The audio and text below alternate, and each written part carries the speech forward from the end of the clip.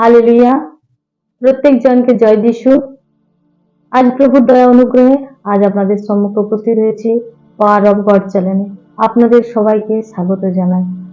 আমি একটি ছোট্ট মেসেজ নিয়ে এসেছি, আর সেই ছোট্ট মেসেজ আপনাদের আত্মিক জীবনকে বাড়তে বৃদ্ধি করবে।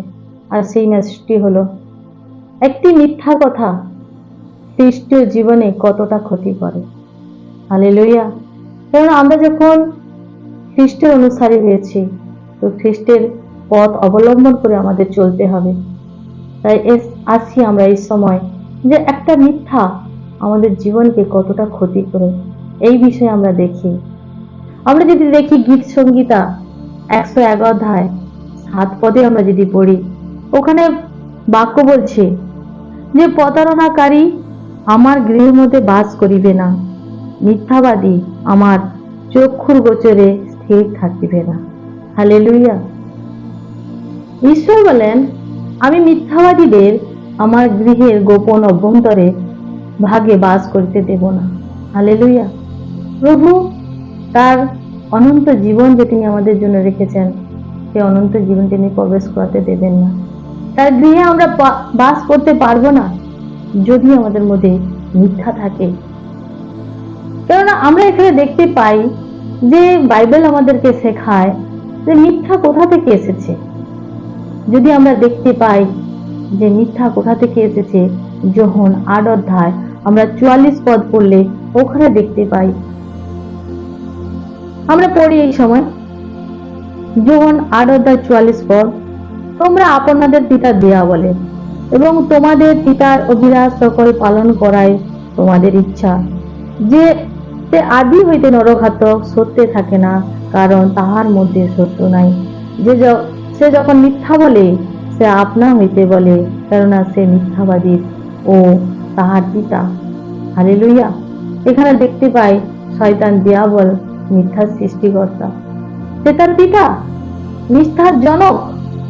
আর যখন আমাদের জীবনে মিথ্যা থাকে, তখন আমাদের জীবনে শয়তানের কাজ থাকে, শয়তানের গুণাবলী থাকে। আর মিথ্যা থাকা মানে আমরা প্রভু থেকে দূরবর্তী হয়ে যাই। হালেলুয়া। আমরা দেখতে পাই এখানে যে মিথ্যা আমাদের জীবনে কি করে। আমি কয়েকটি বিষয় তুলে ধরবো এই সময়, যে মিথ্যা আমাদের জীবনে কতটা ক্ষতি করে। মিথ্যা ঈশ্বরের উপস্থিতি থেকে আমাদেরকে দূর করে। হালেলুয়া। মিথ্যা আমাদের আয়ু কম করে। হালেলুয়া। মিথ্যা আমাদের আশা থেকে দূরে রাখে। মিথ্যা আমাদের অনন্তকালের জন্য নরকে নিয়ে যায়। মিথ্যা আমাদের জীবনে সন্দেহ জাগায়। হালেলুয়া। মিথ্যা কথা পবিত্র আত্মার কাজকে থামিয়ে দেয়। হালেলুয়া। মিথ্যা ঈশ্বরের অভিষেক থেকে বঞ্চিত করে। মিথ্যা বললে হার হয়। হার হওয়ার মূল কারণ হচ্ছে মিথ্যা।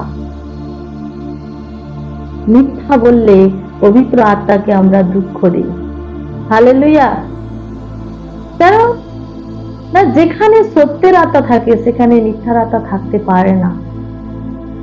আর যখন আমরা মিথ্যাকে অবলম্বন করি, মিথ্যার পথে যখন আমরা চলি, আমরা অনেক সময় বলি যে আমরা একটা ভালো কাজের জন্য একটা মিথ্যা কথা বলি, কিন্তু আমরা বুঝি না যে একটা মিথ্যা আমরা পবিত্র আত্মাকে দুঃখার্ত করি, কষ্ট দেই।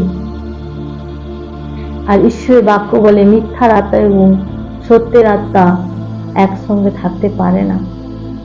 তাই আসি প্রিয় ভাই বোনেরা, আমরা সেই মিথ্যা থেকে নিজেদেরকে দূরে রাখি, যেন পবিত্র আত্মাকে শোকার্ত না করি, যেন পিতার ইচ্ছা অনুসারে চলি।